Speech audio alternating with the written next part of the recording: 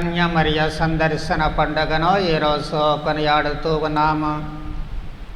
అంటే మరియ తల్లి ఎలిజబెతమ్మను సందర్శించినటువంటి సంఘటనను పురస్కరించుకొని దాన్ని మనము ఒక పండుగగా కొనియాడుతూ ఉన్నాము. ఈ ఇరువురు స్త్రీల కలయిక ఎందుకు ఎంత గొప్పదనాన్ని సంపాదించుకుంటూ ఉంది. మరియ తల్లి అనేక సార్లు ఎలిజబెతమ్మను సందర్శించి ఉండవచ్చు. తన బంధువురాలు కాబట్టి చూడ్డానికి అనేక సార్లు వెళ్ళి ఉంటుంది.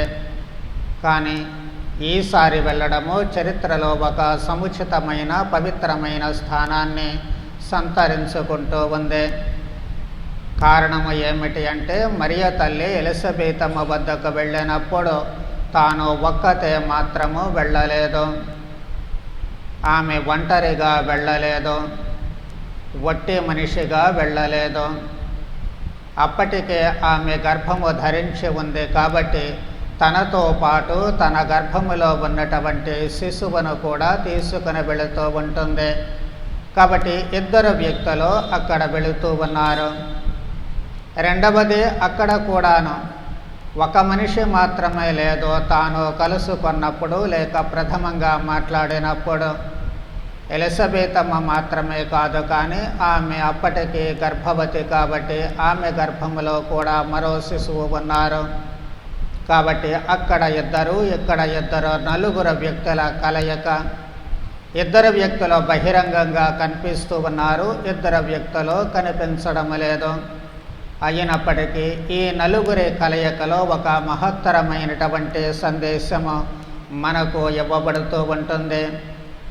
అదేమిటి అంటే మొట్టమొదటి ఆత్మవర ప్రసాదము. మరియ తల్లి తన వందన వచనాలు చెప్పినప్పుడు, తాను నమస్కారము చెప్పినప్పుడు ఆ మాటకు చాలా విలువ వస్తూ ఉంటుంది. ఆ మాటలో నుంచి దైవానుగ్రహము, దైవశక్తి వస్తూ ఉంటుంది. అక్కడ పవిత్రాత్మ చేత ఆమె పరిపూర్ణురాలవుతూ ఉంటుంది. అంటే దేవుని ఆత్మ చేత తాను నింపబడుతూ ఉంటుంది. ఆమె గర్భములో ఉన్నటువంటి శిశువు కూడా నింపబడుతూ ఉన్నారు. అందుకే సువిశేషకారుడు చెబుతూ ఉన్నాడు, ఆ శుభవచనములు ఎలిజబెతమ్మ చెవిని పడగానే ఆమె గర్భమందలి శిశువు గంతులు వేసెను, ఆమె పవిత్రాత్మ పరిపూర్ణురాలాయను. కాబట్టి ఇద్దరు మనుషులు కలిసి ఒక మనిషిగా అక్కడ అడుగు పెట్టినప్పుడు అక్కడ ఉన్నటువంటి ఇద్దరు మనుషులు ఒక మనిషిగా కనిపిస్తూ ఉన్నప్పటికీ ఇక్కడ దేవుని యొక్క ఆశీస్సులు వాళ్ళిద్దరూ స్వీకరిస్తూ ఉన్నారు. దేవుని యొక్క వరానుగ్రహాలు వాళ్ళు స్వీకరిస్తూ ఉన్నారు. అందుకే గర్భములో ఉన్నటువంటి శిశువు సహితము అక్కడ ఆనందిస్తూ ఉన్నారు. రెండవది ఆనందము. మామూలుగా మనుషులు కలుసుకున్నప్పుడు ఆనందాన్ని వ్యక్తం చేస్తూ ఉంటారు. వారి సంతోషము, వారి కలయిక సంతోషంగా మారుతూ ఉంటుంది.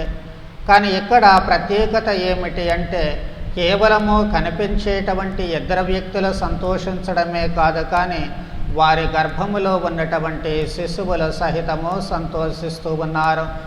ఎందుకు అంటే ప్రభువైన యేసుక్రీస్తు గర్భస్థ శిశువుగా ఉన్నప్పటికీ ఆశీస్సులు అందచేయగలుగుతున్నారు అన్నటువంటి ఆనందము ఆయనకు. అక్కడ ఎలిజబెతమ్మ గర్భము ధరించింది, దేవుడంత గొప్ప మేలులు చేశారు కాబట్టి అలాంటి ఆమెను నేను చూస్తున్నాను అన్నటువంటి ఆనందము మరియ తల్లికే. అలాగే ఎలిజబెతమ్మ ఒకటి తన పవిత్రాత్మచే నింపబడుతూ ఉంటుంది. రెండవది తన ఎదురుగా ఉన్నటువంటి వ్యక్తి సాక్షాత్తు దేవునికి తల్లి అని గుర్తించడము ఆమె సంతోషానికి కారణమవుతూ ఉంటుంది. అలాగే గర్భస్థ శిశువైన బప్తిస్త యోహాను గారు కూడాను గర్భములో ఉన్నప్పటికీ కూడా తన ఎదురుగా ఇద్దరు మహానుభావులు ఉన్నారు. స్వరము ఒకటే అయినప్పటికీ కూడా ఆశీస్సులు అందించేటువంటి వ్యక్తి ప్రభువైన యేసుక్రీస్తు. ఆశీస్సులను మోసుకొని వచ్చేటువంటి వ్యక్తి మరియ తల్లి. ఆమె స్వరము ద్వారా దైవాశీస్సులో ఆత్మాభిషేకము తనకు లభిస్తూ ఉంటుంది కాబట్టి ఆనందముతో ఆయన గంతులు వేస్తూ ఉన్నారు. ఇది ఈ విధముగా నలుగురు కూడా ఆనందపూరితులవుతూ ఉన్నారు. ఇక మూడవ అంశము గుర్తించాల్సినటువంటిది దైవానుభూతి. ఎలిజబెతమ్మ దైవానుభూతి పొందుతూ ఉంటుంది. ఎందుకంటే నా ప్రభువు తల్లి నా వద్దకు వచ్చుట నాకు ఎలాగో ప్రాప్తించాను, నా ఎదురుగా ఉన్నటువంటిది సాక్షాత్తు దేవుని తల్లి అన్నటువంటిది ఆమె అక్కడ గుర్తిస్తూ ఉంటుంది. అందుకే స్త్రీలందరిలో నీవు ఆశీర్వదింపబడిన దానవు, నీ గర్భఫలము ఆశీర్వదింపబడినది. అసలు ఆమె గర్భవతి అన్న విషయమే ఈమెకు తెలియదు, కానీ ఆ క్షణంలో ఆమె గుర్తుస్తూ ఉంటుంది. అది దైవానుభూతి, ఆత్మ ప్రేరణ. కాబట్టి నీ గర్భంలో ఉన్నటువంటి శిశువు ఆశీర్వదించబడుతూ ఉన్నారు. అంతేకాదు, నీవు ఆశీర్వదింపబడిన దానవు. ఎందుకు దేవుడు నీ గర్భములో మోస్తున్నావు? మొయ్యడమే కాదు, ఆయన ఆశీస్సులు నీ నోటి ద్వారా, నీ ఉనికి ద్వారా అందిస్తూ ఉన్నావు. కాబట్టి ఇంతకుముందు పుట్టినటువంటి స్త్రీలలో కానీ, ఇప్పుడు జీవిస్తూ ఉన్నటువంటి స్త్రీలలో కానీ, ఇక ముందు పుట్టేటువంటి స్త్రీలలో కానీ ఎవరు కూడా నీకు సాటి ఉండరు. వాళ్ళందరిలోకి కూడా నీవు మాత్రమే ఆశీర్వదింపబడిన దానవు అని చాలా స్పష్టంగా అక్కడ ఎలిజబెతమ్మ చెబుతూ ఉంటుంది. అది ఆమె పొందినటువంటి దైవానుభూతి. దేవుని తల్లి తనతో మాట్లాడుతూ ఉంటుంది, తన దగ్గరకు వచ్చింది అన్నటువంటి అనుభూతి ఆమె పొందుతూ ఉంటుంది.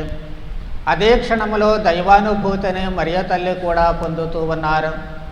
ఏమిటి ఆమె పొందినటువంటి దైవానుభూతి? అప్పటి వరకు అయోమయంలో ఉన్నటువంటి ఆమె తన గర్భములో సాక్షాత్తు ప్రభువైన యేసుక్రీస్తు అంటే దేవుడే ఉన్నారు, దేవుడు ఎంత గొప్ప కార్యాలు చేస్తూ ఉన్నారు. దేవునికి తన గర్భములో స్థానం ఇచ్చింది కాబట్టి తనకు ఈ లోకములో దేవుడు స్థానాన్ని కల్పిస్తూ ఉన్నారు. తన గర్భములో ప్రభువును మోస్తూ ఉంది కాబట్టి దేవుడు ఈ లోకములో తనను మోస్తూ ఉన్నారు. దేవునికి తన గర్భములో తాను రక్షణ కల్పించింది కాబట్టి దేవుడు తనకు ఈ లోకములో రక్షణ కల్పిస్తూ ఉన్నారు. లేకపోతే భౌతికంగా తానున్న పరిస్థితి చాలా సంకటమైనటువంటిదే, ఎవరు ఒప్పుకోలేనటువంటిదే, 10 మంది చీకొట్టేటువంటిదే, 10 మంది ఈసడించుకునేటువంటి పరిస్థితి, చివరకు ప్రాణాలు పోగొట్టుకునేటువంటి స్థితి.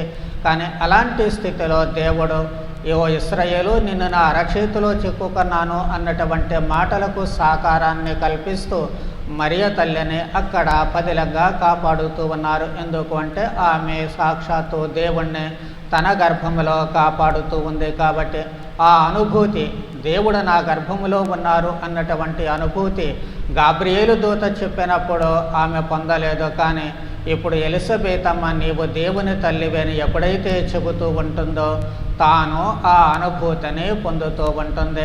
కాబట్టి అటు ఎలిజబెతమ్మ దైవానుభూతిని, ఇటు మరియ తల్లి కూడా దైవానుభూతిని పొందుతూ ఉన్నారు. ఇది ఆ సంఘటనలో లేక ఆ ఇద్దరు వ్యక్తులు లేక నలుగురు వ్యక్తుల ఆ కలయికలో ఏర్పడినటువంటి గొప్ప అనుభూతులు. మరి వీటి నుంచి మనము కూడా నేర్చుకోవాల్సినటువంటి అంశాలు. మొట్టమొదటిది, మనము కూడా ఆత్మను మోసుకొని వెళ్ళాలి. మరియ తల్లి తన గర్భములో ప్రభువైన యేసును మోసుకొని వెళుతూ ఉంటే మనము సాక్షాత్తు ప్రభువుని మన శరీరములో కలుపుకొని మనమే ఒక క్రీస్తులా వెళుతూ ఉన్నాము.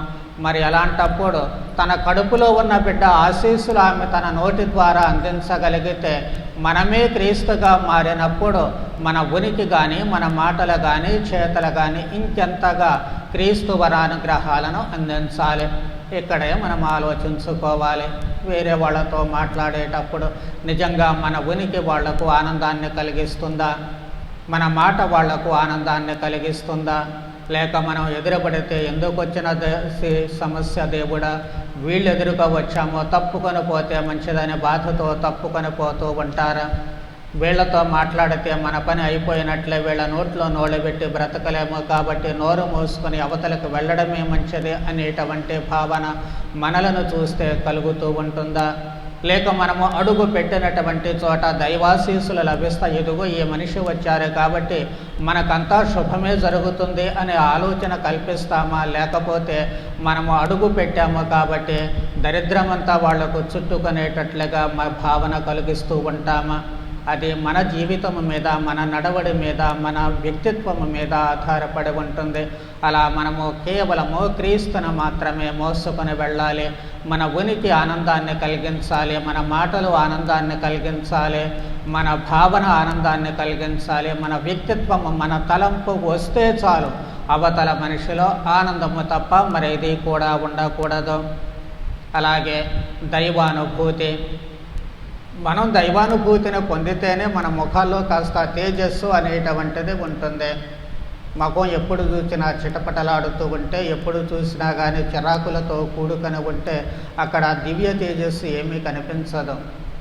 మనలో ఆ దివ్య తేజస్సు ప్రభువైన యేసే ఉన్నారు కాబట్టి ఆ ముఖములో ఆ తేజస్సు రావాలి. మోషే ఏ విధముగా సీనాయి పర్వతము దిగి వచ్చేటప్పుడు ప్రజలు వెలుగును కనుగొన్నారో, తేజస్సును కనుగొన్నారో, మనము కూడా దివ్య సత్ప్రసాదాన్ని స్వీకరించి దైవాలయము బయటకు వెళ్ళేటప్పుడు అదే వెలుగుతో వెళ్ళగలగాలి, అదే తేజస్సుతో వెళ్ళగలగాలి.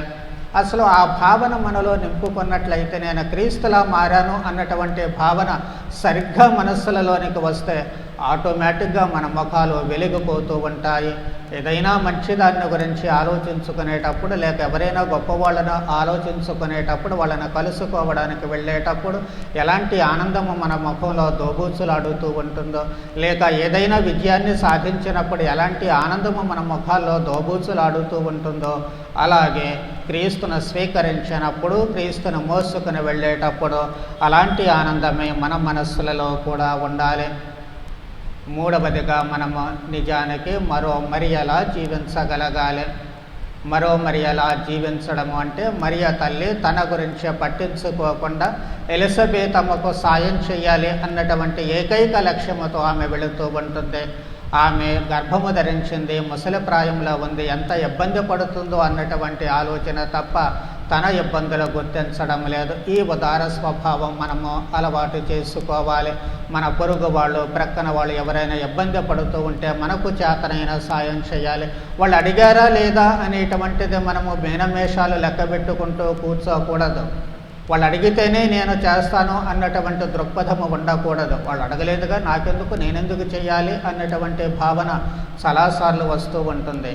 కానీ వాళ్ళు అడిగినా అడగకపోయినా అవసరము అక్కడ ఉంది, చేయగలిగిన శక్తి మన దగ్గర ఉంది. అలాంటప్పుడు అడుగు ముందుకు వేసి మనము ఖచ్చితంగా సాయం చేయాల్సినటువంటి అవసరము ఏర్పడుతూ ఉంటుంది. లేకపోతే మనం మరియ తల్లి బిడ్డలము అని చెప్పుకోవడం కూడా సిగ్గుచేటే అవుతూ ఉంటుంది.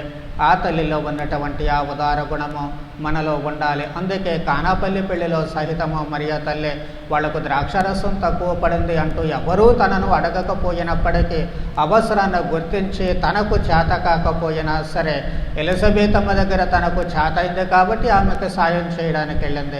కానాపల్లిలో తనకు చేత కాకపోయినా సరే తన కుమారుణ్ణి బలవంతంగా ఒప్పించమని వాళ్లకు సాయం చేసేటట్లు చేస్తూ ఉంటుంది.